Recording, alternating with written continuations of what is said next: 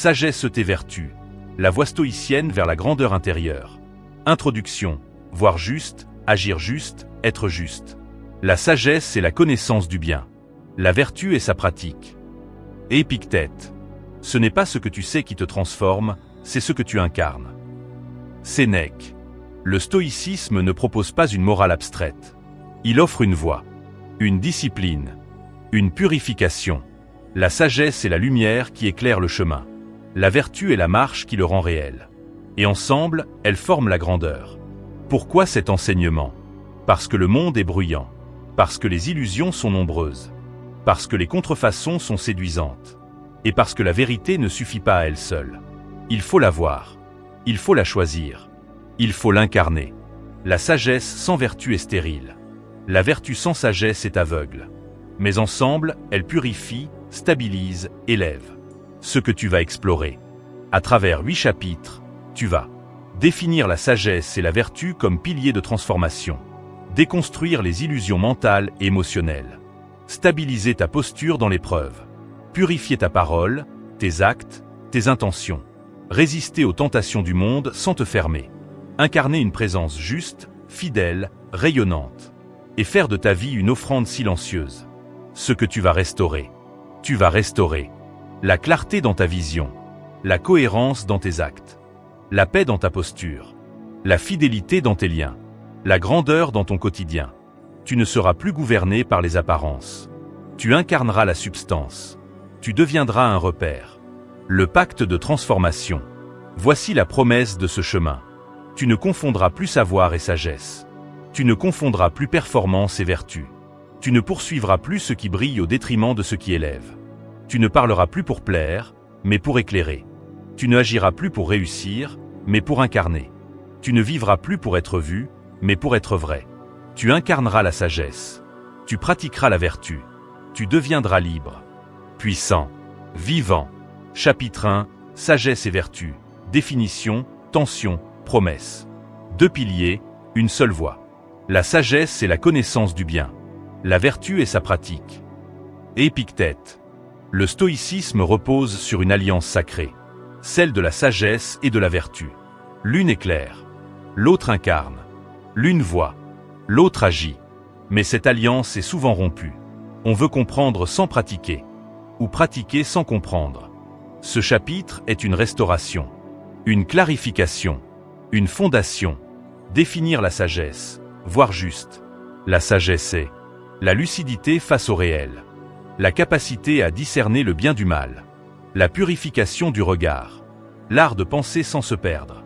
Elle n'est pas l'accumulation de savoir, la complexité intellectuelle, la supériorité mentale, la froideur rationnelle. Ce n'est pas le monde qui te trouble, c'est ta manière de le regarder. Sénèque. La sagesse est une vision purifiée. Définir la vertu, agir juste.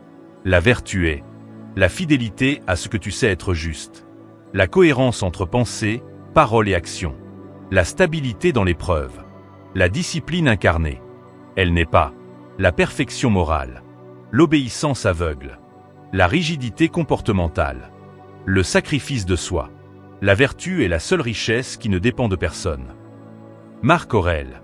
La vertu est une posture incarnée. Les tensions entre sagesse et vertu. Tu peux comprendre sans agir. Agir sans comprendre. Justifier ton inertie par ta lucidité. Justifier ta rigidité par ta fidélité. Mais le stoïcien cherche l'unité. Il ne sépare pas la lumière de la marche. Il ne sépare pas la vision de la posture. Ce que tu sais mais ne pratique pas te divise.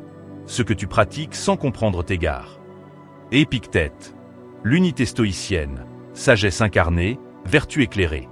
Le stoïcien voit avec clarté, agit avec cohérence, parle avec justesse, résiste avec stabilité, aime avec liberté. Il ne cherche pas à briller. Il cherche à être vrai. Exercice, pacte d'unification intérieure. Écris et répète chaque matin. Je choisis de voir juste, même si cela dérange. Je choisis d'agir juste, même si cela coûte. Je choisis la cohérence, même si elle est invisible. Je choisis la fidélité, même si elle est solitaire. Ce pacte devient ton socle de transformation.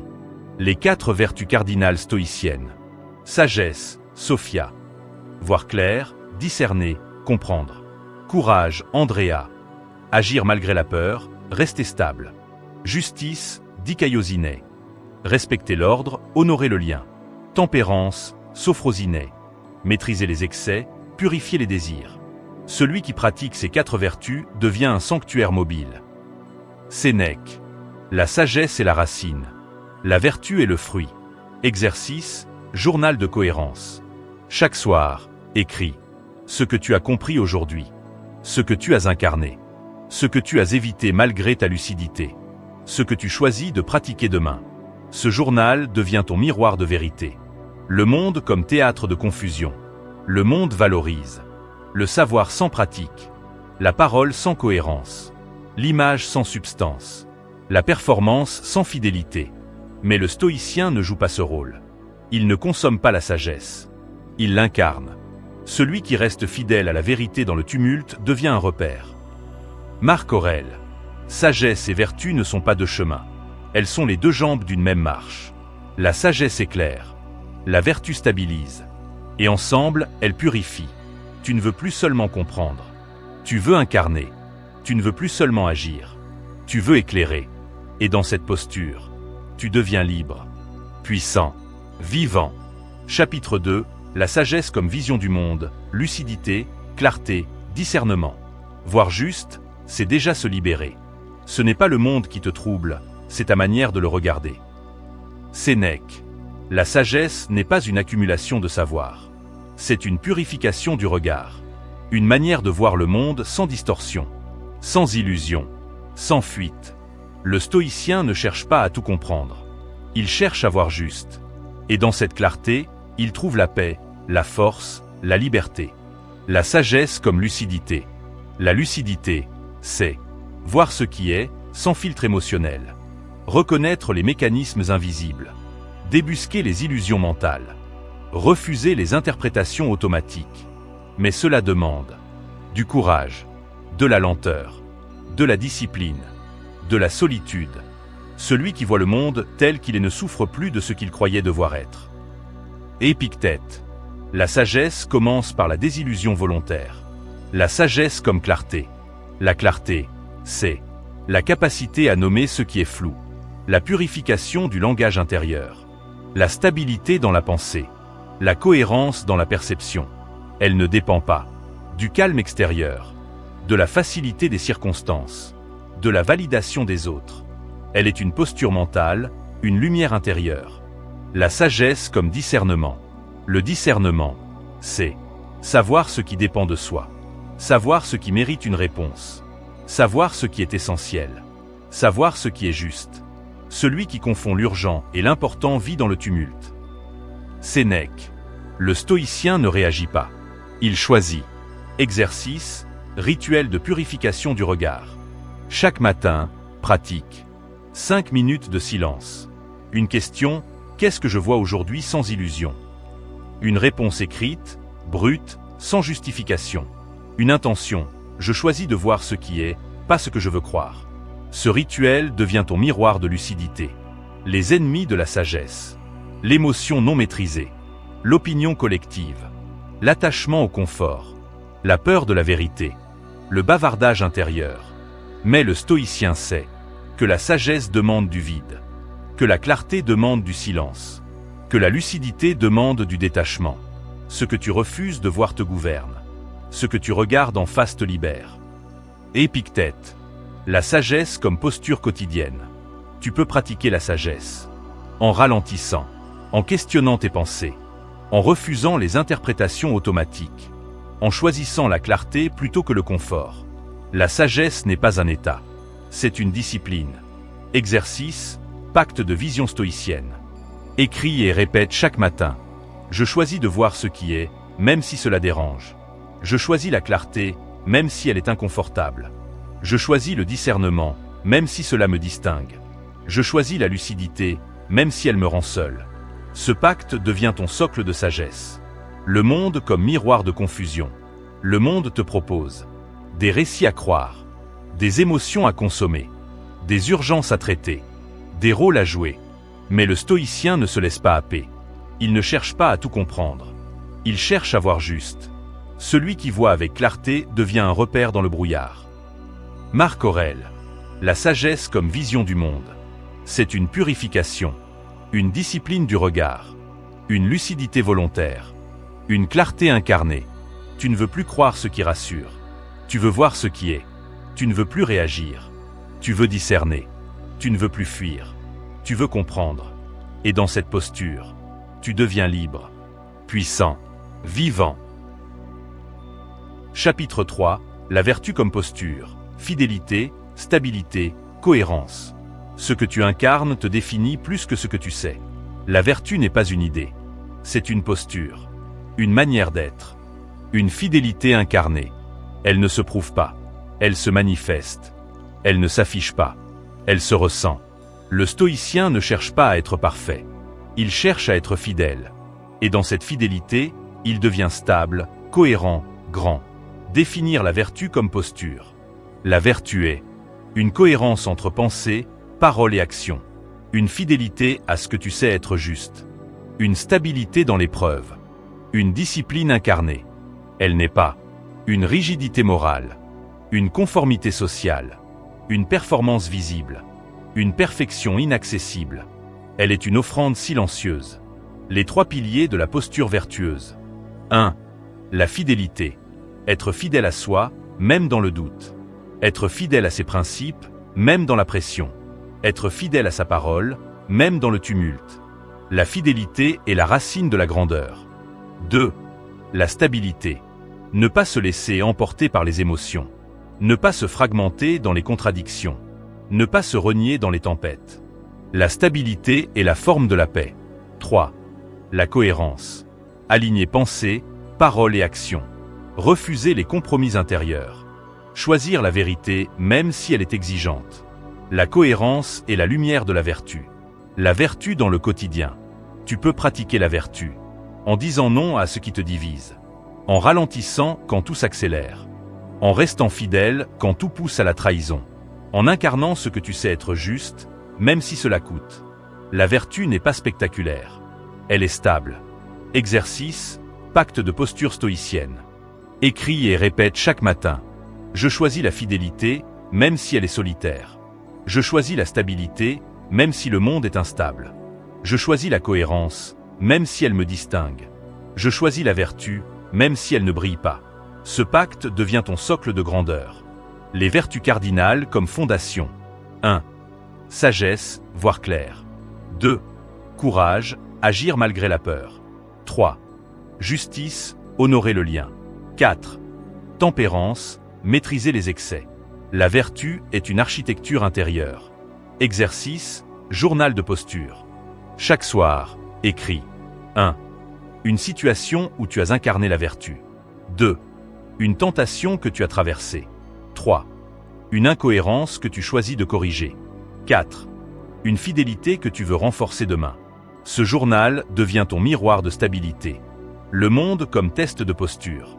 Le monde te propose des rôles à jouer, des masques à porteurs, des compromis à accepter, des récompenses à poursuivre. Mais le stoïcien ne joue pas. Il incarne. Il ne cherche pas à plaire. Il cherche à être fidèle. La vertu comme posture. Ce n'est pas une morale rigide. C'est une fidélité incarnée. Une stabilité silencieuse. Une cohérence invisible.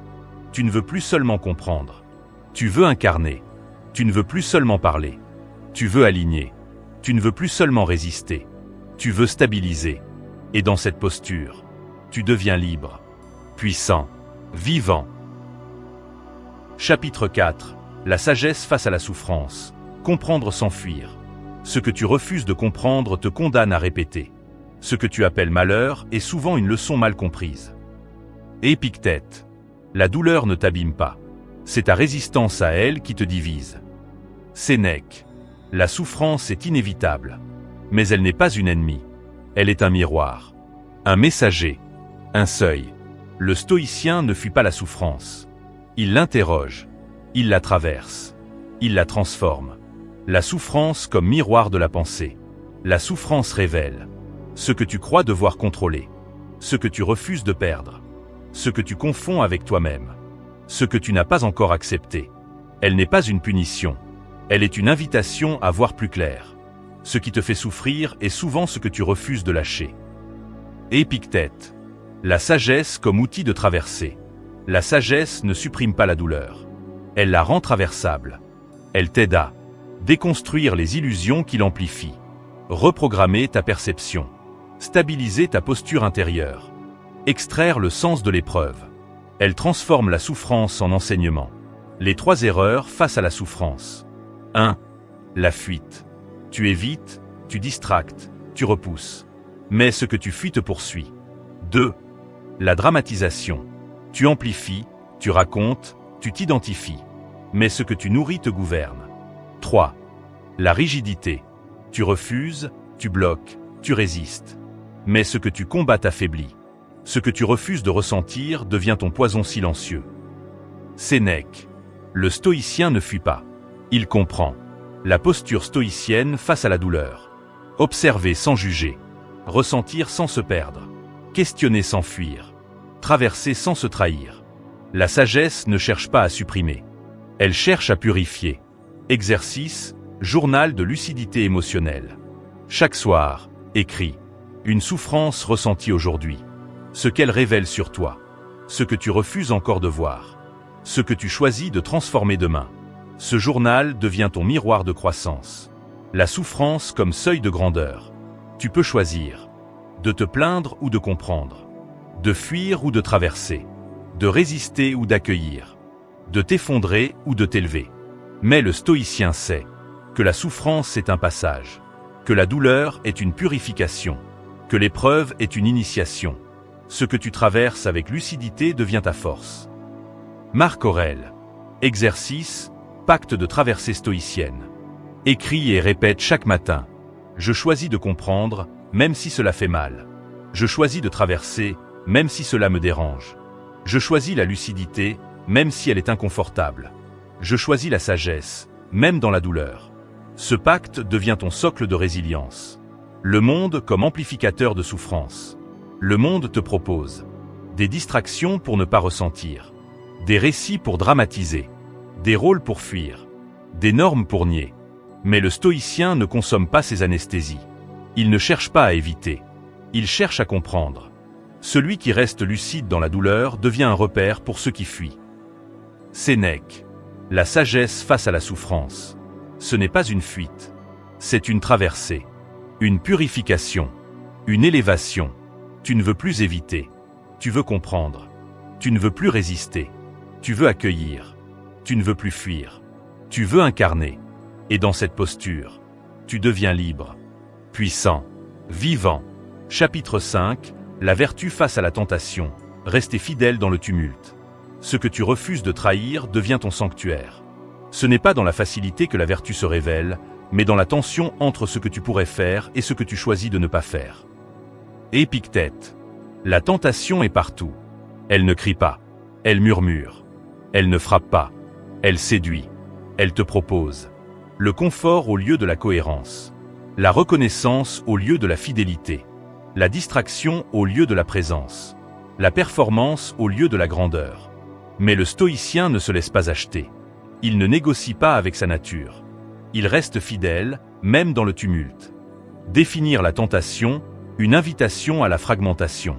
La tentation dit « Juste cette fois. Personne ne le saura. Tu le mérites bien. Ce n'est pas si grave. » Mais en vérité, elle cache une trahison douce, une division intérieure, une perte de cohérence, une fragilisation de la posture. Ce que tu acceptes sans question devient ton maître invisible. Sénèque. Le stoïcien ne cède pas à ce qui le divise. Les formes modernes de tentation. Le compromis moral pour réussir. Le bavardage pour éviter le silence. La distraction pour fuir la présence. La flatterie pour obtenir l'approbation. La performance pour éviter la fidélité. Mais le stoïcien sait que ce qui brille peut l'éloigner de ce qui élève. Que ce qui rassure peut l'éloigner de ce qui est juste. Que ce qui est applaudi peut l'éloigner de ce qui est vrai. Il choisit la vertu, même si elle ne brille pas. La posture stoïcienne face à la tentation. Observer sans se justifier. Ressentir sans se fragmenter. Résister sans se rigidifier. Choisir sans se trahir. Ce que tu refuses de trahir devient ton sanctuaire. Sénèque. La vertu est une fidélité silencieuse. Exercice, pacte de résistance intérieure. Écris et répète chaque matin. Je choisis la fidélité, même si elle est exigeante. Je choisis la cohérence, même si elle est invisible. Je choisis la stabilité, même si elle me distingue. Je choisis la vertu, même si elle ne rapporte rien. Ce pacte devient ton socle de résistance.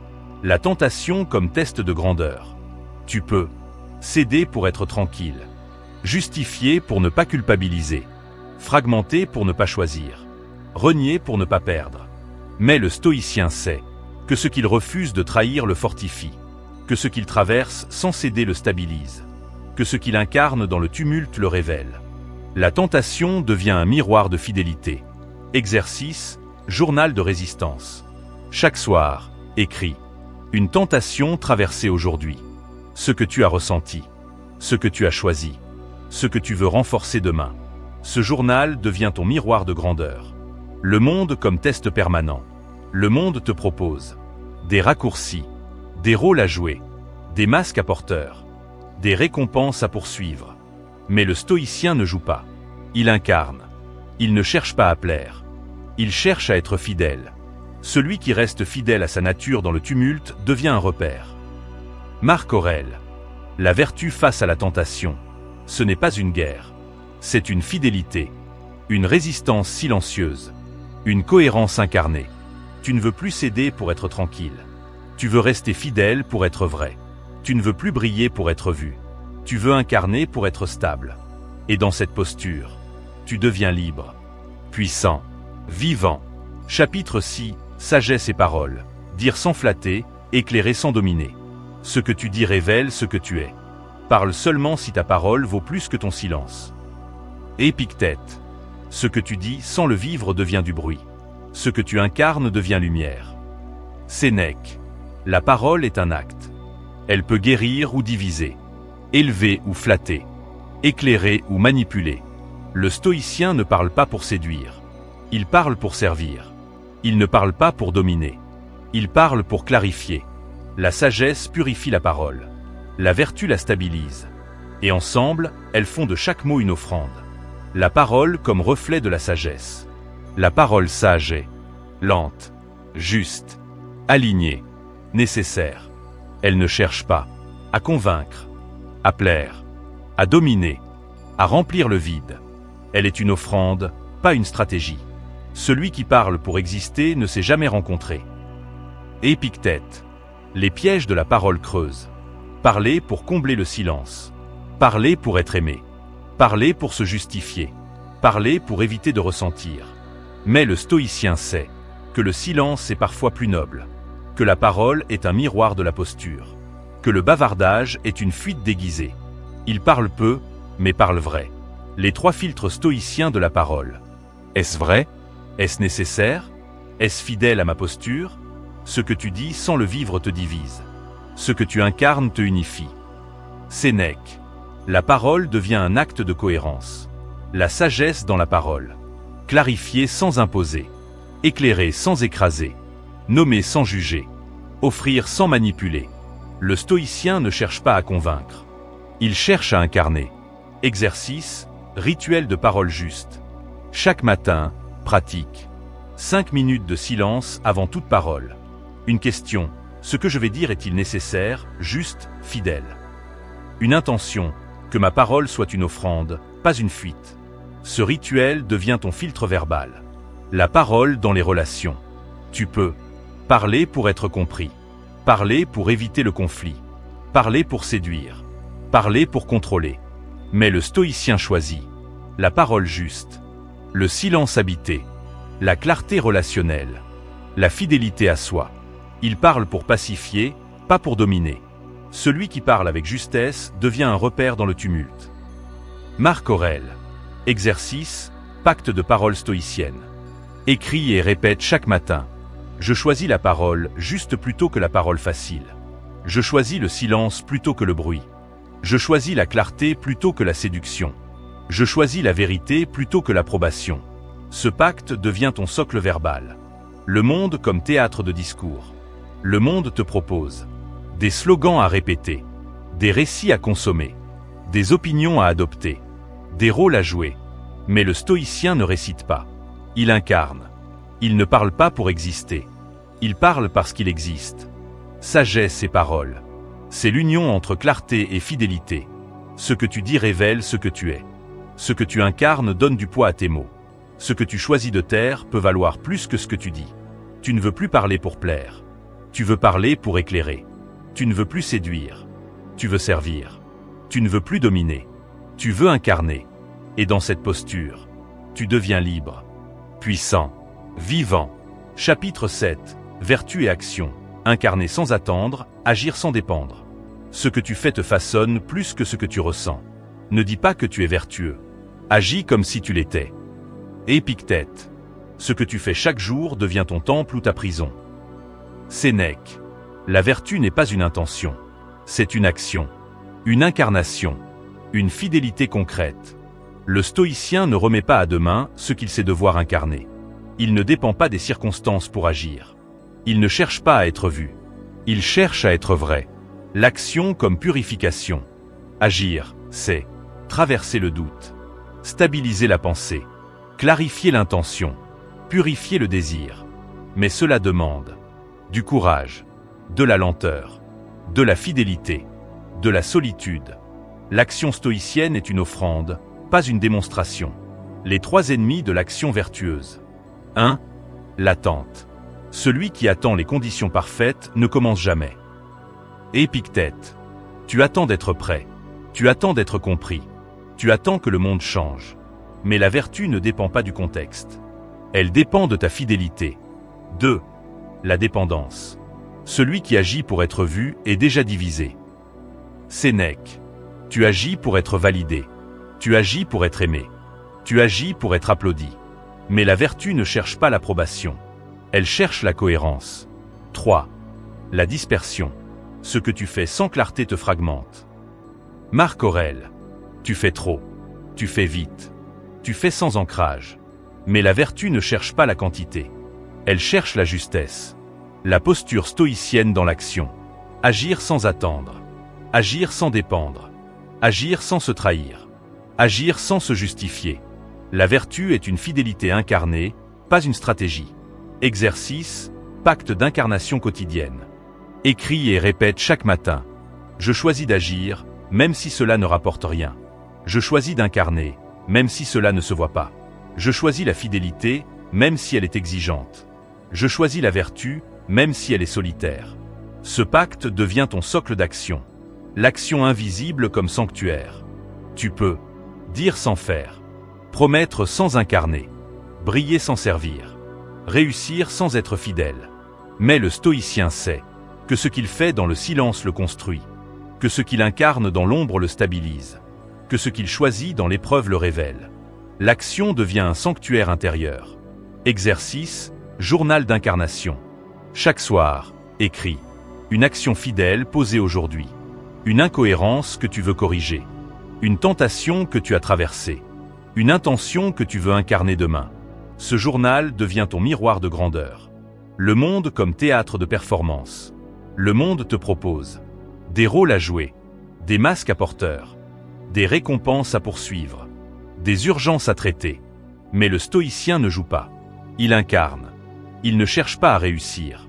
Il cherche à être fidèle. Celui qui agit sans dépendre devient un repère dans le tumulte. Marc Aurèle. Vertu et action. C'est l'union entre fidélité et incarnation. Ce que tu fais te façonne plus que ce que tu ressens. Ce que tu incarnes te stabilise plus que ce que tu crois.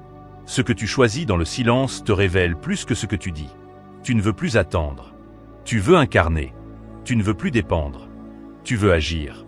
Tu ne veux plus briller. Tu veux être vrai. Et dans cette posture, tu deviens libre, puissant, vivant. Chapitre 8, sagesse et vertu dans le monde, devenir un repère silencieux. Ce que tu incarnes dans le tumulte devient lumière. Celui qui reste fidèle à la vérité dans le tumulte devient un repère. Sénèque. Le monde est bruyant. La sagesse est silencieuse. Épictète. Le monde est un théâtre. Il distribue des rôles, des masques, des récits. Il valorise l'image, la vitesse, la conformité. Il récompense les contrefaçons, le confort au lieu de la paix, la reconnaissance au lieu de la valeur, la distraction au lieu de la présence, la passion au lieu de l'amour, la réussite au lieu de la grandeur, la parole creuse au lieu de la vérité. Mais le stoïcien ne joue pas ce rôle. Il ne récite pas ce texte. Il ne porte pas ce masque. Il incarne. Il éclaire. Il résiste. Le monde comme test de sagesse. Le monde te propose des récits à croire, des émotions à consommer, des urgences à traiter, des identités à adopter. Mais la sagesse te demande de ralentir, de questionner, de purifier, de discerner. Le stoïcien ne réagit pas. Il choisit. Ce que tu refuses de questionner devient ton plafond invisible. Sénèque. Le monde comme test de vertu. Le monde te poussa. Te renier pour réussir. Te fragmenter pour plaire. Te justifier pour exister. Te disperser pour appartenir. Mais la vertu te demande de rester fidèle, de rester stable, de rester cohérent, de rester libre. Le stoïcien ne dépend pas du monde pour incarner sa nature. Devenir un repère silencieux. Tu deviens un repère quand tu restes fidèle dans le bruit. Tu restes stable dans le tumulte. Tu restes cohérent dans la confusion. Tu restes lumineux dans l'ombre. Mais cela demande du courage, de la solitude, de la discipline, de la clarté. Celui qui incarne la paix dans le chaos devient un sanctuaire pour les autres. Marc Aurèle. Exercice, pacte de rayonnement invisible. Écris et répète chaque matin. Je choisis d'être un repère, même si cela dérange. Je choisis la clarté, même dans le flou collectif. Je choisis la fidélité, même dans la pression sociale. Je choisis d'incarner la paix, même dans le tumulte. Ce pacte devient ton socle d'influence silencieuse. Les 3 formes de rayonnement stoïcien. 1. La présence. Tu ne parles pas pour exister. Tu incarnes pour éclairer. 2. La posture. Tu ne cherches pas à convaincre. Tu restes fidèle, même dans le désaccord. 3. L'action. Tu ne agis pas pour briller. Tu agis pour stabiliser. Le stoïcien devient un repère sans bruit. Exercice, journal d'impact silencieux. Chaque soir, écris. Une situation où tu as incarné la sagesse dans le tumulte. Une action fidèle posée sans dépendre du regard. Une parole juste dite sans chercher à plaire. Une intention que tu veux incarner demain. Ce journal devient ton miroir de rayonnement. Le monde comme dojo stoïcien. Le monde est bruyant, instable, contradictoire, exigeant. Mais pour le stoïcien, c'est un terrain d'entraînement, un dojo de grandeur, un laboratoire de fidélité. Il ne fuit pas le monde. Il l'habite avec clarté. Celui qui reste fidèle à lui-même dans le tumulte devient un sanctuaire pour les autres. Marc Aurèle. Sagesse et vertu dans le monde.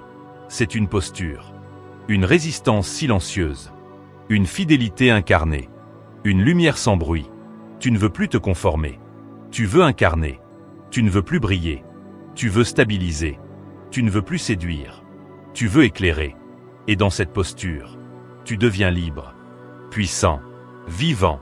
Conclusion. Ce n'est pas ce que tu sais qui te transforme, c'est ce que tu incarnes. Sénèque. La sagesse éclaire. La vertu stabilise. Ensemble, elles libèrent. Épictète. Tu as traversé 8 seuils, 8 chapitres, 8 miroirs de transformation.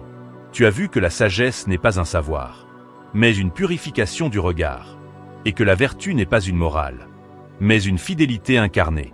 Tu as appris à voir sans illusion, agir sans dépendance, parler sans flatter, résister sans bruit, aimer sans te perdre, être sans te justifier. Tu ne poursuis plus ce qui brille. Tu incarnes ce qui élève, ce que tu as restauré. Tu as restauré la clarté dans ta vision, la cohérence dans tes actes, la paix dans ta posture, la fidélité dans tes liens, la grandeur dans ton quotidien. Tu ne veux plus comprendre sans incarner. Tu ne veux plus agir sans discerner. Tu ne veux plus parler sans être. Tu ne veux plus briller sans vérité. Tu veux être un repère silencieux, un sanctuaire mobile, un exemple vivant. Le pacte final. Voici ton pacte de clôture. Je choisis la sagesse, même si elle est exigeante. Je choisis la vertu, même si elle est invisible. Je choisis la fidélité, même si elle est solitaire. Je choisis la cohérence, même si elle dérange. Je choisis la clarté, même dans le tumulte. Je choisis d'incarner, même si le monde joue. Je choisis d'être un repère, même si cela me distingue. Ce pacte est ton socle, ta boussole, ton offrande. Le stoïcien ne consomme pas la vérité. Il l'incarne. Tu ne fuis plus ce que tu sais devoir faire.